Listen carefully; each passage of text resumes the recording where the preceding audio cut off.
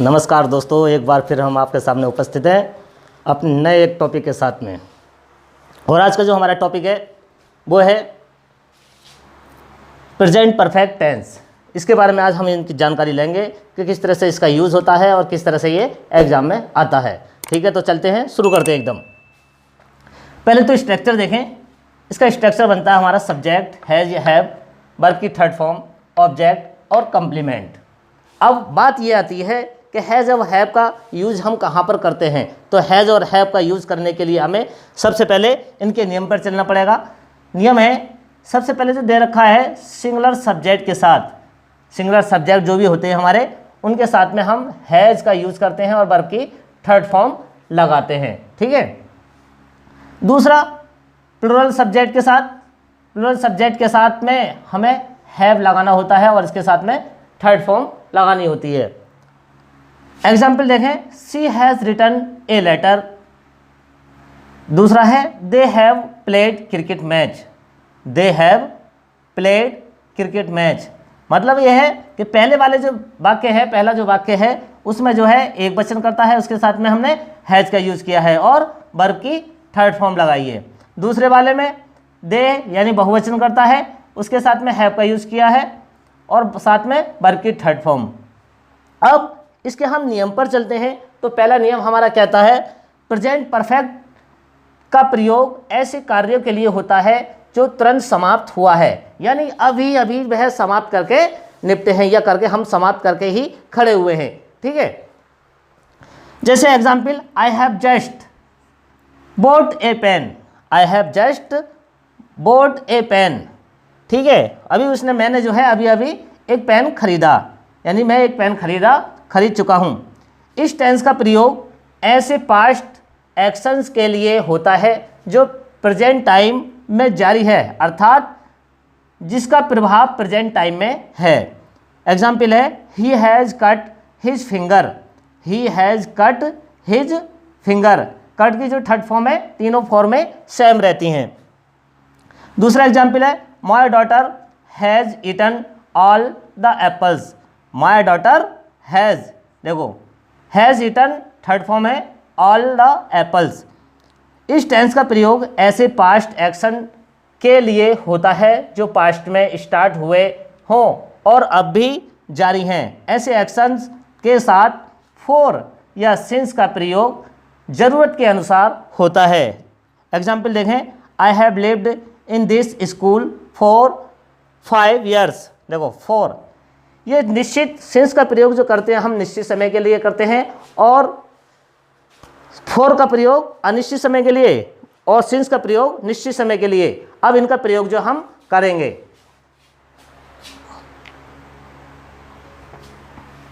अब जो है देखें आगे, इस टेंस का प्रयोग ऐसे पास्ट एक्शन के लिए होता है जो पास्ट में समाप्त हुआ है लेकिन उसका समय निश्चित रूप से अज्ञात है। अज्ञात मतलब जिसका हमें पता ना हो।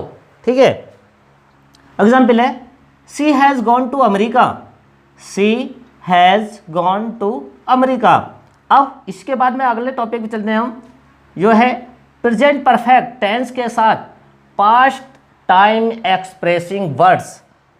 जैसे last year, last week, last month, yesterday, the other day, ago, etc का प्रयोग नहीं होता है। जो हमारा पास्ट का परफेक्ट टेंस है उनमें जो है ये शब्द जो दे रखे हैं इनका प्रयोग नहीं होता है, क्योंकि इनका प्रयोग हमेशा किस में होता है, पास्ट के इंडेफिनिट में इनका प्रयोग किया जाता है। ठीक है। आगे देखो, एग्जाम्पल है, I have seen him last year. देखो अभी हमने यही नियम पढ़ा है और यही नियम हमें ये सजेस्ट दे दिया है। देखो किस तरह से यहाँ पर हैव और सीन, जबकि हमें क्या करना है, पास्ट का इंडेफिनिट बनाना है, तो इसी में सा के साथ में हिम का प्रयोग और लास्ट ईयर। ठीक। अब इसी तरह से ही has arrived last week, last week की बात फिर आ गई। यहाँ पर लास्ट ईयर था, यहाँ लास्ट वीक आ गया, तो इसमें क्या करना है, हैज़ को हटा देना है, अराइव्ड कर देना है। अगला है, she has come the other day. देखो other day, the other day, ये हमेशा पास्ट के इंडेफिनिट में दिया जाता है। अब इसे बनाएंगे, she came the other day, came यानी सेकंड फॉर्म का यूज हमें इसके साथ में करना है। अगले नियम से मिलते हैं। अगला नियम कहता है प्रेजेंट परफेक्ट टेंस के साथ एडवर्ब्स और एडवर्बियल फ्रेज का प्रयोग होता है। अब वो शब्द कौन कौन से हैं उन्हें अब आके देखते हैं।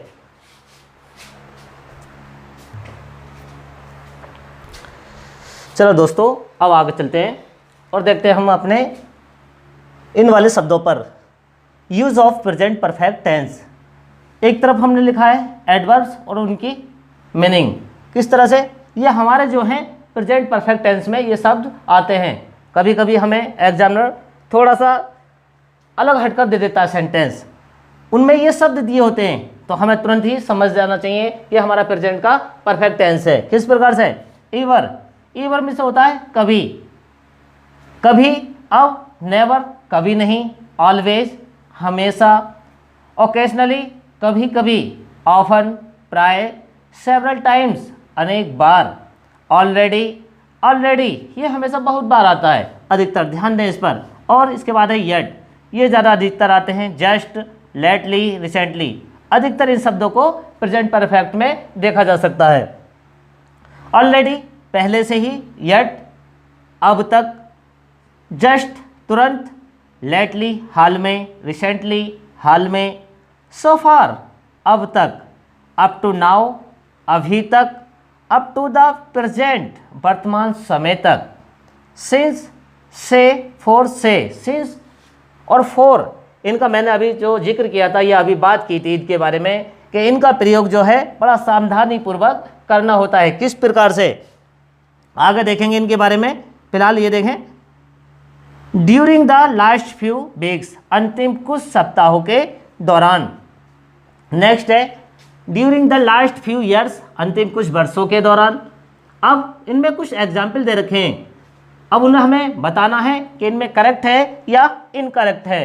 किस प्रकार से, ही कैम रिसेंटली, भाई रिसेंटली की बात चल रही है और रिसेंटली हमने पढ़ा था अभी क्या, रिसेंटली के बारे में हमने पढ़ा था कि इसका जो प्रयोग करते हैं हम प्रेजेंट के परफेक्ट टेंस में करते हैं।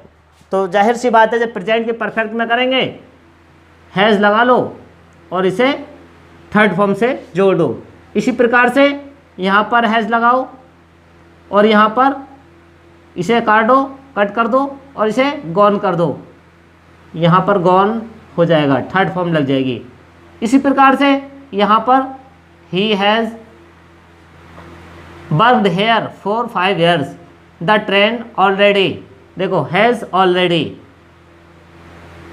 Already left, Mukesh completed his work up, has लगाएंगे, has completed his work up to now. अब नोट, एक नोट में देखें यहाँ पर सिंस और प्रयोग, सिंस और फॉर का प्रयोग present perfect tense, present perfect continuous tense, past perfect tense तथा पास्ट परफेक्ट कंटिन्यूअस टेंस में होता है। किस प्रकार से, सबसे पहले हम देखते हैं use of for and since, यानी सिंस और फॉर का प्रयोग। आगे यूज ऑफ फॉर, अब देखें फॉर के प्रयोग में, for is used before indefinite uncertain period of time, अनिश्चित अवधि के लिए हम किसका प्रयोग करते हैं, फॉर का प्रयोग करते हैं। जिसका हमें पता ना हो, जिसका समय की हमें जानकारी ना हो, वो कायम आता है फॉर का प्रयोग में, उसे हम सेंटेंस बनाते समय फॉर का प्रयोग करते हैं। जिस तरह से देखें नियम नंबर 1 में न्यूमेरल एडजेक्टिव मिनट्स, देखो कहीं पर मिनट की बात चलती है, जैसे कि for 30 minutes, for several days, for many days, for many years, ये जो आते हैं अधिकतर हमारे फॉर के यूज के लिए आते हैं।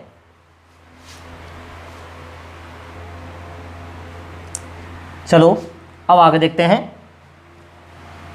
नियम दे रखा है न्यूमेरल एडजेक्टिव्स आवर्स, मतलब हम घंटों के साथ भी फॉर का यूज करते हैं, फॉर 2 hours, या कई घंटों के साथ फॉर मैनी आवर्स।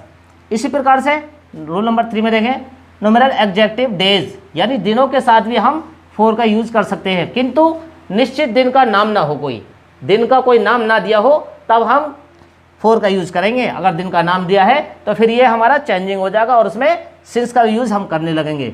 किस प्रकार से? For 5 days, for many days. इसी प्रकार से रोल नंबर 4 में देखें, न्यूमेरल एडजेक्टिव्स वीक्स यानी सप्ताह। सप्ताह में for two weeks, for many weeks, many मतलब कई। इसी प्रकार से रोल नंबर 5 में numeral adjectives months and years यानी महीने और सालों के लिए, फॉर 3 months यानी 3 महीने, फॉर मैनी ईयर्स कई साल। इसी तरह से रोल नंबर 6 में न्यूमेरल एडजेक्टिव्स डिकेड्स, डिकेड्स होता हमारा दशक, एंड सेंचुरीज, सेंचुरी जो होता हमारी शताब्दी, इनके लिए भी हम फॉर का ही यूज करते हैं। For 3 decades, for 2 centuries. इस प्रकार से अभी हमारे सिंस और फॉर का यूज़ काफ़ी रह चुका है। टाइम ना ज़्यादा समय ना लेते हुए आज अब हम अपनी क्लास को यहीं समाप्त करेंगे। कल फिर इसी समय उपस्थित होंगे। कल तक के लिए धन्यवाद।